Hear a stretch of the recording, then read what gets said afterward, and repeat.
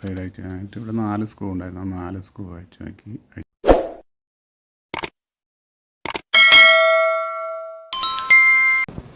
Hello friends, ഒരു പുതിയ വീഡിയോയിലേക്ക് എല്ലാവർക്കും സ്വാഗതം. ഒരു മോട്ടറിൻ്റെ കംപ്ലൈൻറ്റ് സുഹൃത്ത് വിളിച്ചു പറഞ്ഞു. മോട്ടർ മൂളിക്കൊണ്ടിരിക്കുകയാണ്, വെള്ളം എടുക്കണില്ല എന്നുള്ളൊരു കംപ്ലൈൻ്റ് ആയിരുന്നത്. അപ്പോൾ മൂളിക്കൊണ്ടിരിക്കുകയാണെങ്കിൽ അതിൻ്റെ കപ്പാസിറ്റർ, അതേ വാല്യുള്ളൊരു കപ്പാസിറ്റർ മാറിയിട്ടിട്ടൊന്ന് നോക്കാൻ പറഞ്ഞു. പുതിയ കപ്പാസിറ്റർ മാറ്റിയിട്ടിട്ട് ഓടിച്ച് നോക്കിയപ്പോഴും സെയിം എഫക്റ്റ് തന്നെയാണ്. അപ്പോൾ ഞാൻ പിന്നെ ജസ്റ്റ് ഒന്ന് സൈഡിലേക്ക് പോയി നോക്കി, മോട്ടർ ഒന്ന് നോക്കിയപ്പോൾ മോട്ടർ മൂളുന്നുണ്ട്, പക്ഷേ കറങ്ങുന്നില്ല.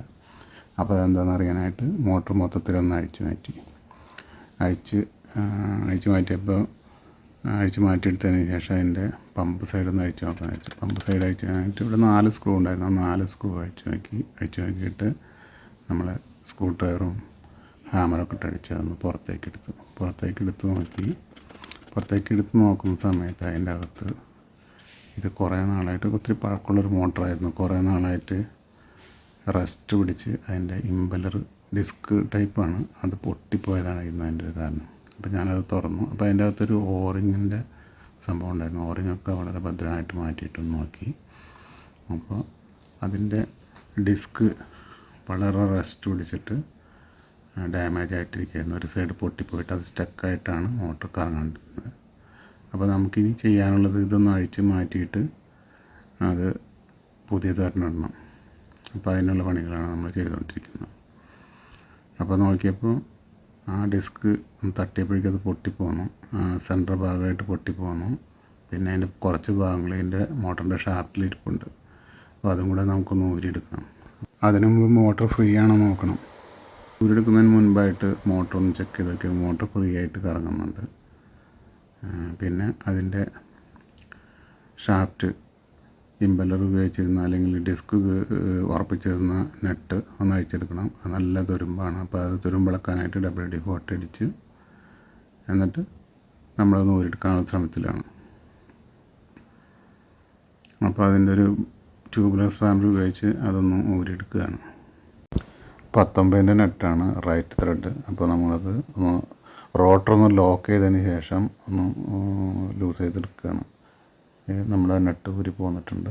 ഊരി പോന്നതിന് ശേഷം നമുക്കിനി അതിൻ്റെ അടിയിൽ പൊട്ടിപ്പോകുന്നൊരു ഭാഗം കൂടെ ആ ഷാപ്പിൽ ഉറച്ചിരിപ്പുണ്ട്, അതൊന്ന് ഊരിയെടുക്കണം. അത് ഊരിയെടുക്കാനായിട്ട് തട്ടിയാൽ പോരേണ്ടതാണ്, പക്ഷെ ഭയങ്കര റസ്റ്റ് ആയതുകൊണ്ട് തട്ടിയാൽ പോരില്ല. അപ്പോൾ നമ്മളത് ഒന്ന് കട്ട് ചെയ്തെടുക്കുകയാണ്. ഗ്രൈൻഡർ വെച്ച് അതൊന്ന് കട്ട് ചെയ്തെടുക്കുകയാണ്. കട്ട് ചെയ്തെടുത്തതിന് ശേഷം നമുക്ക് ഇതിന് ഡിസ്ക് മാറ്റി വയ്ക്കണം. ഡിസ്കിൻ്റെ സെൻറ്റർ ഭാഗമാണ് ഇവിടെ ഷാഫ്റ്റിൽ ഒട്ടിപ്പിടിച്ചിരിക്കുന്നത്. അത് കട്ട് ചെയ്തെടുക്കുമ്പോൾ ശ്രദ്ധിച്ചില്ല എന്നുണ്ടെങ്കിൽ ഷാഫ്റ്റ് കൂടെ കട്ടായി പോകും. ഷാഫ്റ്റ് കട്ടാവാതെ ഗ്രൈൻഡറിന് കട്ട് ചെയ്തതിന് ശേഷമാണ് നമ്മൾ ഈ സെൻറ്റർ ഭാഗം മാറ്റിയത്. സെൻറ്റർ ഭാഗം മാറ്റിയതിന് ശേഷം അവിടെ ഒരു കീ ഉണ്ടായിരുന്നു, ആ കീയും കൂടെ എടുത്ത് മാറ്റി. അതിന് ശേഷം പുതിയൊരു വാട്ടർ സീൽ കൂടെ ഫിക്സ് ചെയ്തതിന് ശേഷം പുതിയ ഒരു ഡിസ്ക് ഫിറ്റ് ചെയ്യണം. പുതിയ ഡിസ്ക് കാസ്റ്റ് അയണിൻ്റെ കുറേ അന്വേഷിച്ചെങ്കിലും കറക്റ്റായിട്ടുള്ളൊരു കാസ്റ്റ് അയണിൻ്റെ ഒരു ഡിസ്ക് കിട്ടിയില്ല. അപ്പോൾ പിന്നെ കിട്ടിയത് അലുമിനിയമാണ്. അലുമിനിയം കിട്ടിയത് തന്നെ കറക്റ്റ് ഡയമെൻഷൻ ആയിരുന്നില്ല. ഔട്ടർ ഡയം ഇന്നർ ഡയം വ്യത്യാസം ഉണ്ടായിരുന്നു.